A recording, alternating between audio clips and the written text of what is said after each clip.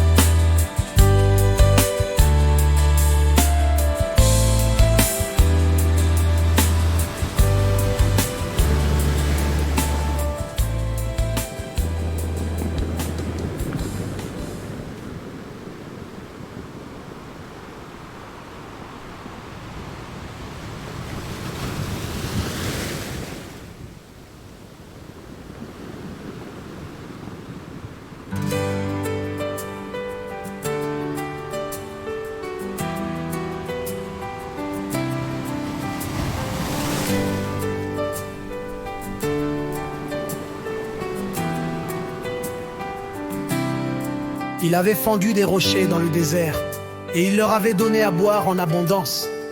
Du rocher, il avait fait jaillir des sources, et couler de l'eau comme des fleuves. Mais ils ont continué à pécher contre lui, à se révolter contre le Très-Haut dans le désert. Ils ont provoqué Dieu dans leur cœur en demandant de la nourriture à leur goût.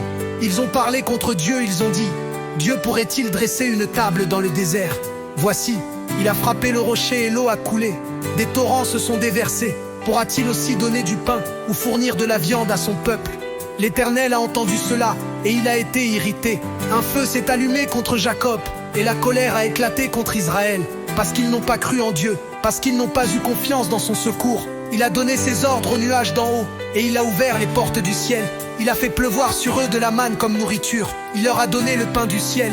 Ils ont tous mangé ce pain des grands. Il leur a envoyé de la nourriture à satiété.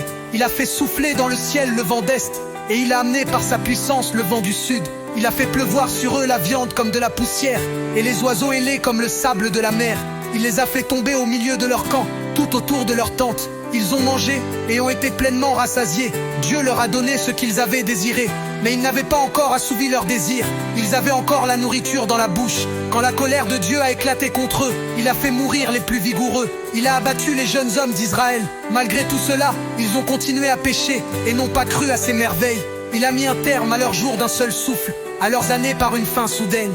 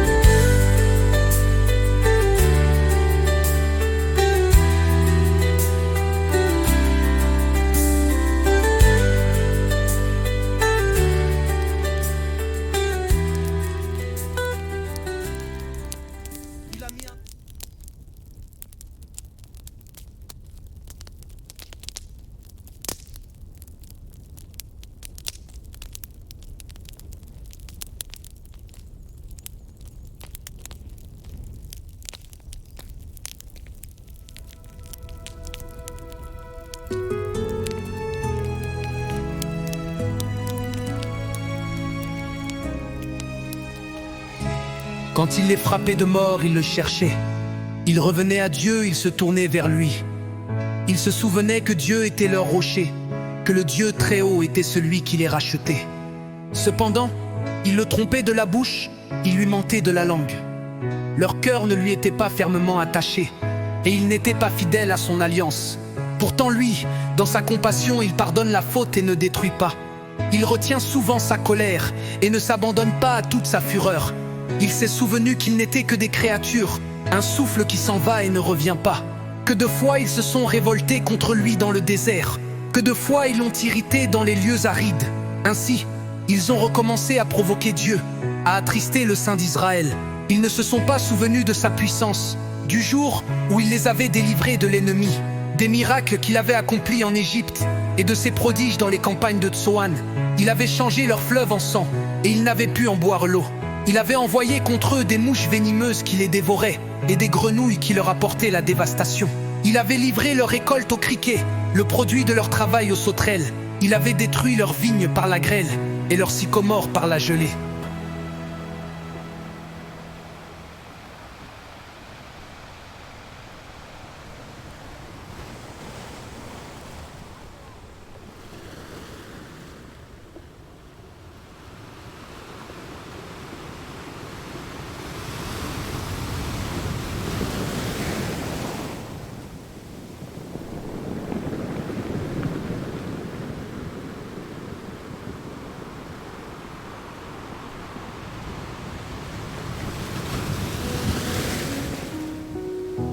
Il avait abandonné leur bétail à la grêle et leurs troupeaux à la foudre.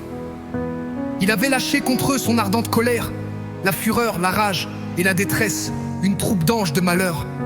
Il avait donné libre cours à sa colère, il ne les avait pas sauvés de la mort. Il avait livré leur vie à la peste. Il avait frappé tous les premiers-nés de l'Égypte, ceux qui étaient les aînés des enfants sous les tentes de Cham. Il avait fait partir son peuple comme des brebis. Il les avait conduits comme un troupeau dans le désert. Il les avait guidés en toute sécurité pour qu'ils soient sans crainte, et la mer avait recouvert leurs ennemis.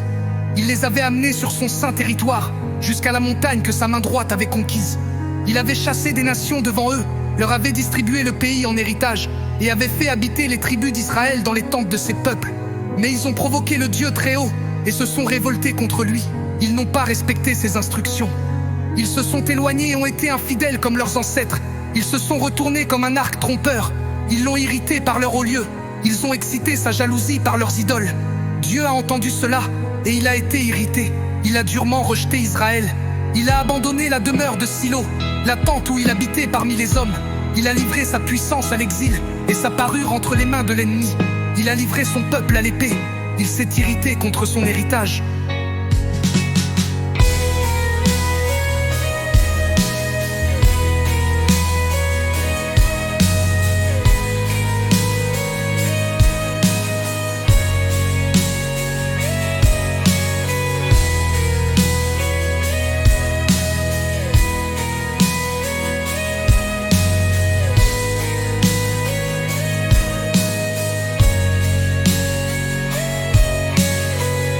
Il avait donné libre cours à sa colère. Il ne les avait pas sauvés de la mort.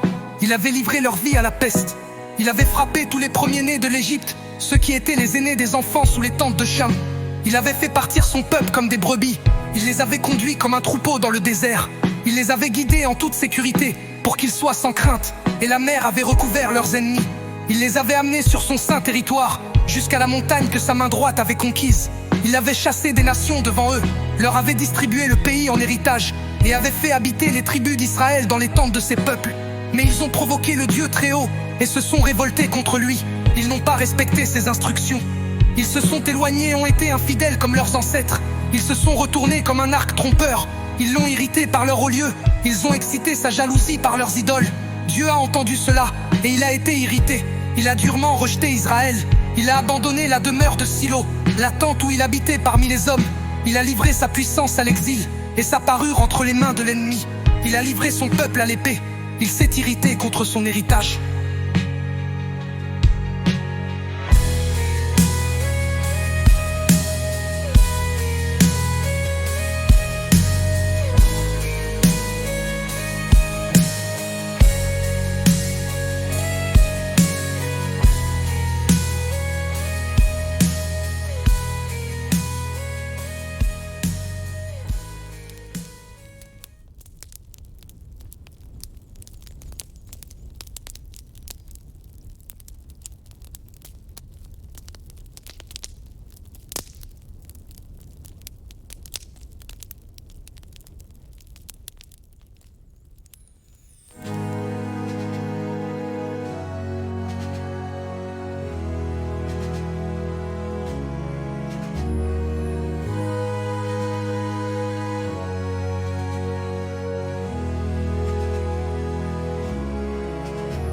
Le feu a dévoré ces jeunes gens, et ces vierges n'ont plus été célébrées.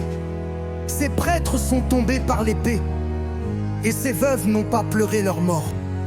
Le Seigneur s'est éveillé comme un homme qui a dormi, comme un héros ragaillardi par le vin. Il a frappé ses adversaires et les a fait reculer. Il les a couverts d'une honte éternelle. Il a rejeté la tente de Joseph. Il n'a pas choisi la tribu d'Éphraïm, mais il a choisi la tribu de Juda, le mont Sion qu'il aimait. Il y a construit son sanctuaire, solide comme les hauteurs, comme la terre qu'il a établie pour toujours. Il a choisi David, son serviteur, et l'a fait sortir des bergeries. Il a pris derrière les brebis qui allaitent, pour faire de lui le berger de Jacob, son peuple, d'Israël son héritage. David les a dirigés avec un cœur intègre, et les a guidés avec des mains habiles.